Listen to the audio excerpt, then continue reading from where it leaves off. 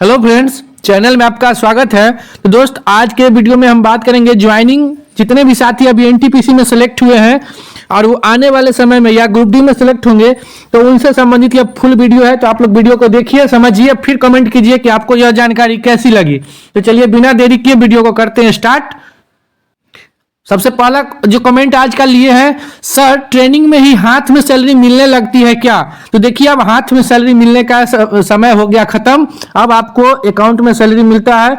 Training में आप जैसे जाइएगा, आपका मंथ कंप्लीट होगा, या अगर आप मान लीजिए 15 तारीख को अगर ज्वाइन करते हैं किसी मंथ में और 30 को अगर वहां का पे शीट क्लोज होगा तो आपको 30 तारीख को आपको सैलरी मिल जाएगी। 15 दिन की ही मिलेगी फर्स्ट में, क्योंकि टेक्नीशियन वालों को ऐसे ही मिला था, लेकिन सैलरी आपके अकाउंट में जरूर आएगी। दूसरी बात, जब आप ट्रेनिंग में रहेंगे तो आपको क्या क्या मिलेगा ये भी समझ लीजिए। आपको बेसिक मिलेगा और साथ में डीए मिलेगा। न आपको कोई एक्स्ट्रा अलाउंस मिलेगा और न आपका एनपीएस कटेगा। ठीक है। दूसरा क्वेश्चन देखते हैं, आरपी ऑफिशियल स्टार क्या इनका कि सर एसएम सिलेक्टेड हूं चेन्नई से, ग्रुप डी का फिजिकल दूं या नहीं? अगर आप एसएम सिलेक्टेड है तो आप क्यों किसी का सीट खाने के लिए टेंशन ले रहे हैं? आप आराम से एसएम स्टेशन मास्टर बनिए और किसी एक नए साथी को ग्रुप डी में जॉब होने दीजिए, जो उनका भी भला होगा, उनके परिवार का भला होगा। तो हम तो यही सजेस्ट करेंगे कि आज स्टेशन मास्टर आप बनिए और छोड़ दीजिए ग्रुप डी का उनका एक सीट। अगला क्वेश्चन लेते हैं कि सीनियर सीसीटीसी में नेशनल हॉलीडे मिलती है क्या? दोस्त, आप इस पोस्ट में आ रहे हैं तो आपको एक दो बात आपको समझना एकदम जरूरी है। देखिए, जितना रनिंग स्टाफ होता है, चाहे वो जैसे मान लीजिए एएलपी है या कोई भी स्टाफ, अब रेलवे में बात कीजिए तो रेलवे जब ज्वाइन आप कीजिएगा उसके आप जैसे आपका एनएच का आएगा, जैसे दीपावली, छठ, होली, तो आपका एक लेटर निकल जाता है कि उसमें एनएच में आपको छुट्टी नहीं मिलेगा। फिर भी आपके ऑफिस से 2-4-5 स्टाफ को छुट्टी मिल ही जाता है। ठीक है।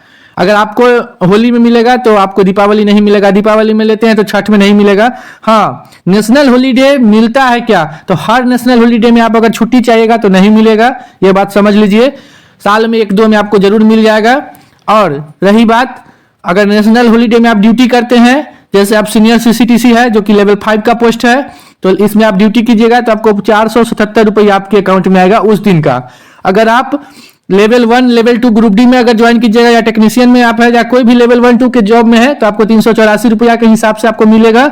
लेकिन लेवल 3 to लेवल 5 में जब आप ड्यूटी कीजिएगा, जो भी पोस्ट हो, लेकिन लेवल 3 to 5 वालों को भी 477 मिलता है। और रही बात स्टेशन मास्टर की, तो लेवल 6 से ऊपर लेवल 8 तक आप जाइएगा तो आपको 630 रुपया मिलता है 1 एनएच का। मतलब किसी भी एनएच में आप ड्यूटी कीजिए आपको पैसा मिलेगा। छुट्टी का बात है तो आपको जो भी लेटर निकलने के बावजूद भी आपको साल में 1-2 एनएच में छुट्टी मिल ही जाता है। तो अगला पॉइंट लेते हैं, क्या सीनियर सीसीटीसी में बॉन्ड लगेगा? तो भाई मेरे, ग्रुप डी के रेलवे में ग्रुप डी की पोस्ट एक ऐसी है जिसमें कोई बॉन्ड नहीं है। बाद बाकी उसके अलावा किसी भी आप जाते हैं, आप कोई भी लेवल 2 से लेके उसके ऊपर कोई भी जॉब में आप जाइएगा तो आपको बॉन्ड जरूर लगेगा।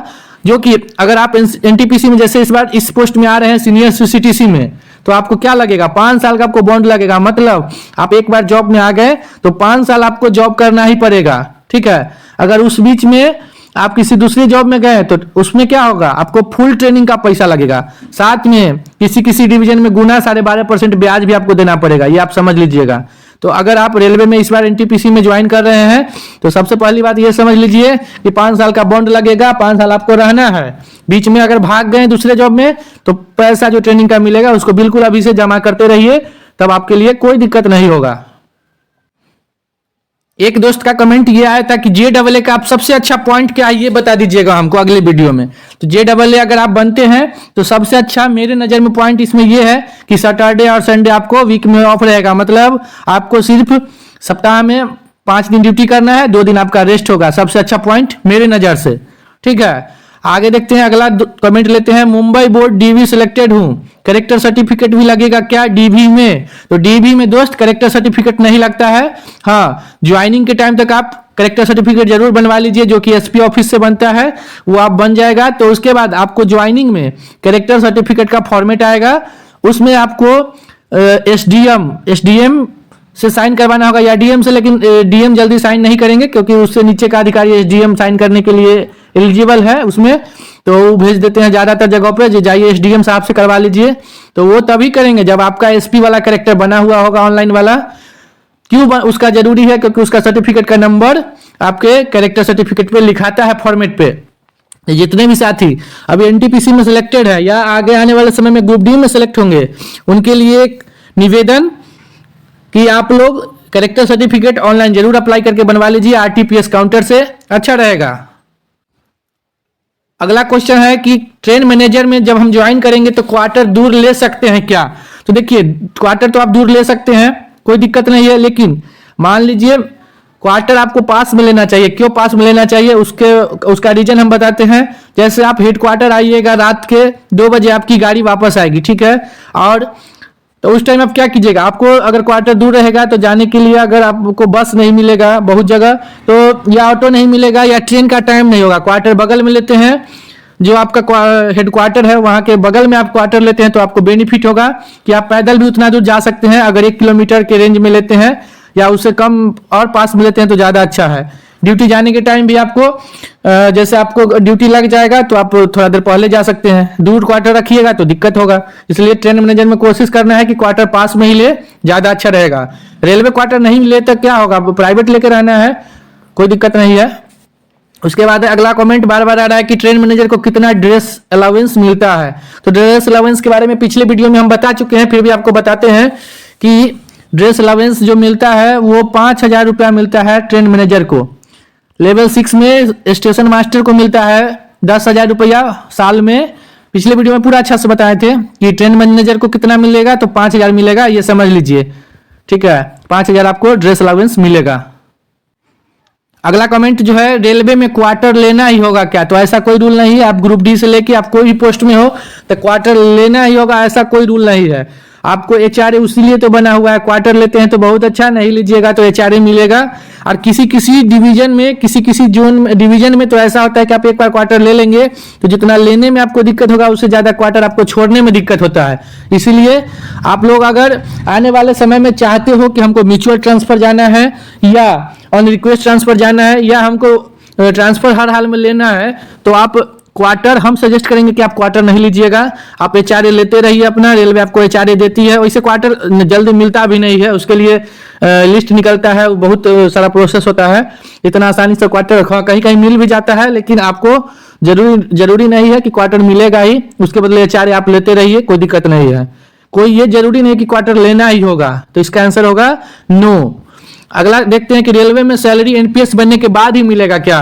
तो देखिए, ये बिहार सरकार या किसी भी स्टेट गवर्नमेंट में ये चीज होता है कि जब तक एनपीएस आपका नहीं बनेगा आपका सैलरी नहीं मिलेगा। अगर बिहार सरकार, चूंकि मैं बिहार से हूं तो बिहार में ऐसा है कि जब तक एनपीएस नहीं बनेगा तब तक 6 मंथ आप फ्री में ऐसे ही जॉब करते रहिए, 6 मंथ के बाद आपका टोटल सैलरी मिल जाएगा एक बार।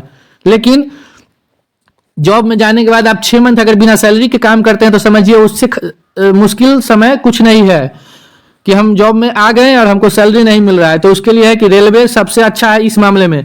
आप ज्वाइन कीजिए, एनपीएस बने न बने कोई फर्क नहीं पड़ता है। 15 तारीख को जैसे हम ज्वाइन किए रेलवे में, 30 तारीख को मेरा सैलरी बन के आ गया था बिना एनपीएस बने हुए।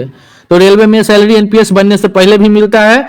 अब कुछ छात्र तो ऐसे होते हैं जो एनपीएस जानबूझ के नहीं बनवाते हैं, वो 4-4, 5-5 साल तक रेलवे में एनपीएस नहीं बनवाते हैं, मना कर देते हैं। ओएस चीफ ओएस से बात करते हैं कि हमको एनपीएस नहीं बनवाना है यहाँ, क्यों? क्योंकि हमको दूसरे जॉब में जाना है, तो उस कंडीशन में एनपीएस नहीं बनवाते हैं। तो ऐसा कोई दिक्कत नहीं है कि एनपीएस बनेगा तो ही रेलवे में सैलरी मिलेगा। दूसरी बात, और जो भी साथी इस बार नए नए ज्वाइन करेंगे रेलवे में, तो ये भी समझ लीजिए कि जब मान लीजिए आपको अगर ये दिमाग में होगा, आपका ये कंडीशन आपका बन रहा होगा कि हम आने वाले समय में छोड़ देंगे रेलवे को, हम एनपीएस नहीं बनवाएंगे, तो आप अपने ओएस से जरूर बात कर लीजिएगा जाके कि सर अभी हम एनपीएस नहीं बनेंगे, हमको प्लीज एनपीएस सेक्शन में बोल के हमको रुकवा दीजिए, तो आपका एनपीएस नहीं बनेगा।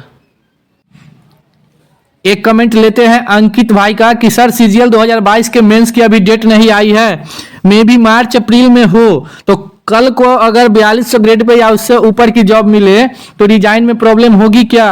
अपने कहा पहले इन्फॉर्म कर दो, तो इन्फॉर्म कैसे और कहाँ करें? जब आप जो देखिए, जब आप ज्वाइन कीजिएगा उस टाइम आप ये डॉक्यूमेंट लगा दीजिएगा कि हम ये फॉर्म भरे हुए हैं सीजीएल का, तो उस कंडीशन में आपको बाद में एनओसी मिल जाएगा आराम से। सबसे बड़ी बात तो ये है कि अगर आप दूसरे जॉब में आने वाले समय में जाना चाहते हैं तो अभी जब आप ज्वाइन कीजिएगा, अगर ज्वाइन में नहीं दे पाते हैं तो आप 1 मंथ के अंदर में 2-4 बार डीआरएम बिल्डिंग दौड़िए और आप दे दीजिए, वहां जमा कर दीजिए कि हम फलाना ये चीज का फॉर्म हम भरे हुए हैं, तो आपको एनओसी मिलने में कोई मुश्किल नहीं होगा। रही बात हम जा सकते हैं क्या या नहीं जा सकते, तो फिर वही बात है, आपका 5 साल का बॉन्ड है, अगर आप ट्रेनिंग में अगर 5 साल के अंदर में, ट्रेनिंग में क्या 5 साल के अंदर में अगर आप भागते हैं तो आप तो रेडी रहिएगा, आपको पैसा जरूर लगेगा। कोई कोई डिवीजन नहीं ले, लेकिन मैक्सिमम डिवीजन आपको पैसा ले लेता है वापस, तो घबराना यही नहीं, आपको तो छोड़ देगा रेलवे, लेकिन वही आपको पैसा लगेगा। एक कमेंट ये ले लेते हैं कि सर सीनियर सीसीटीसी में हॉलीडे में छुट्टी नहीं मिलती क्या, या पूजा वैकेशन में क्या? कुछ लोग बोल रहे हैं कि कोई भी छुट्टी नहीं मिलती। देखिए, हम एक इसका जवाब दे चुके हैं, फिर भी आपका कमेंट ले लिए हैं कि आपको जैसे ही कोई बड़ा फेस्टिवल आएगा तो आपका एक लेटर निकल जाएगा आपके जोन से कि अभी छुट्टी नहीं देना है, उस या रेलवे बोर्ड का भी नोटिस आ जाता है कि छुट्टी नहीं देना है।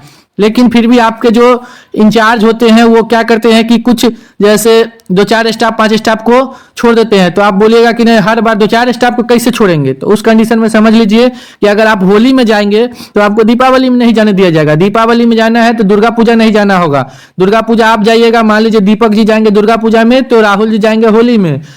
और इसी तरह से मतलब अल्टरनेट व्यवस्था चलते रहता है। एनएच में 1, 2, 4, 5 को छुट्टी मिलते रहता है, ऐसा नहीं कि छुट्टी नहीं मिलता है। तो दोस्त, वीडियो लंबा हो रहा है तो आप लोग कमेंट कीजिएगा कि कैसा लगा यह वीडियो और कैसी लगी ये जानकारी, क्योंकि हम जितना दिन से रेलवे में जॉब कर रहे हैं उसी के अकॉर्डिंग आप लोग को सजेस्ट करते हैं।